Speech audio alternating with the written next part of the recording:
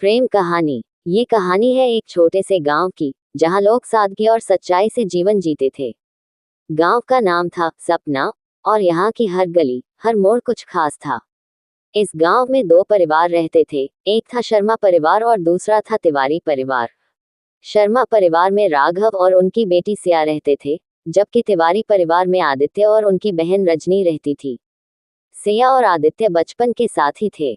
दोनों एक ही स्कूल में पढ़ते थे और उनके बीच गहरी दोस्ती थी।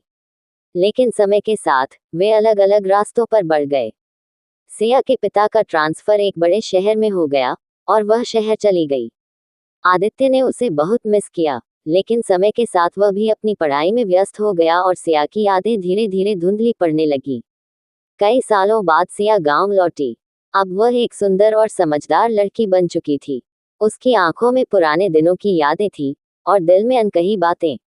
वह जानती थी कि आदित्य अब बड़ा आदमी बन चुका है, लेकिन दिल में एक उम्मीद थी कि शायद वह उसे फिर से उसी स्नेह और दोस्ती से देखेगा। सिया जब गांव पहुंची तो सबसे पहले उसने आदित्य से मिलने का निर्णय लिया। वह तिवारी घर आए और आदित्य से मुलाकात हुई। आदित्य ने उसे देखकर हल्का सा मुस्कुराया और कहा, तुम बहुत बदल गई हो सिया। सिया ने थोड़ी मुस्कान के साथ कहा, तुम भी आदित्य। क्या तुम मुझे पहचान पाए?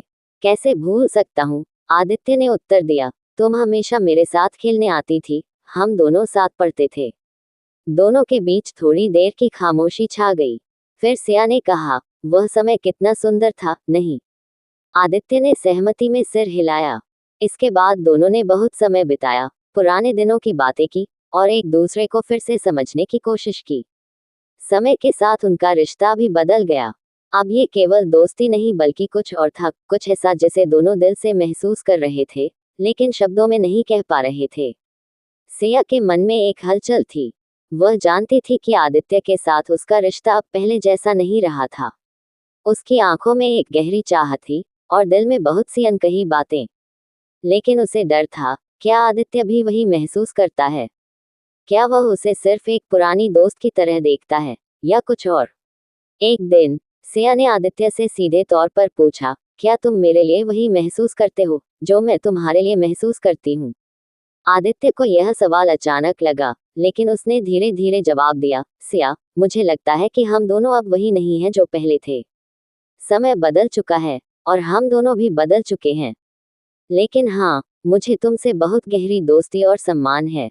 सिया की आंखों में थोड़ी निराशा आ गई, लेकिन उसने खुद को संभाला और कहा, मैं समझ सकती हूँ आदित्य। फिर आदित्य ने सिया को समझाते हुए कहा, सिया, तुम मेरी सबसे अच्छी दोस्त हो। मैं तुम्हारे साथ जीवन के हर पल को साझा करना चाहता हूँ, लेकिन मुझे अभी भी यह समझने की जरूरत है कि क्या हम दोनों एक दूसरे के लिए सही हैं। सिया ने उसकी बातों को सुना और फिर अपने दिल की सुनते हुए कहा, ठीक है आदित्य, मैं तुम्हारे साथ रहना चाहती हूँ, लेकिन किसी भी प्रकार का दबाव नहीं डालना चाहती। हम दोनों को जो भी करना है वह हमें अपने दिल से करना होगा। समय के साथ आदित्य और सिया ने एक दूसरे को पूरी तरह से समझा। दोनों के रिश्ते में अब दोस्ती और प्यार का संतुलन था। उन्होंने ये सीखा कि प्रेम केवल एक भावना नहीं होती, बल्कि ये दो दिलों का आपस में एक गहरा समझौता और विश्वास होता है। आखिरकार आदित्य ने एक दिन सिया से कहा, सिया, मुझे लगता है कि तुम वही हो जिसे मैं अपनी जिंदगी का साथी बनाना चाहता हूँ। क्या तुम मेरे साथ अपना बाकी का जीवन बिताना चाहोगी? सिया की आंखों में आंसू थे, लेकिन वह मुस्कुराते हुए बोली, हाँ आदित्य, मैं भी तुमसे प्यार करती हूँ। इस प्रकार सिया और आदित्य ने अपने रिश्ते को एक नई दिशा दी।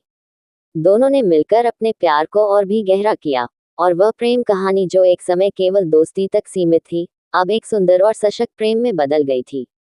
उनका रिश्ता ये सिखाता है कि प्रेम केवल शब्दों से नहीं, बल्कि विश्वास, समझ और एक दूसरे के साथ बिताए गए समय से बनता है।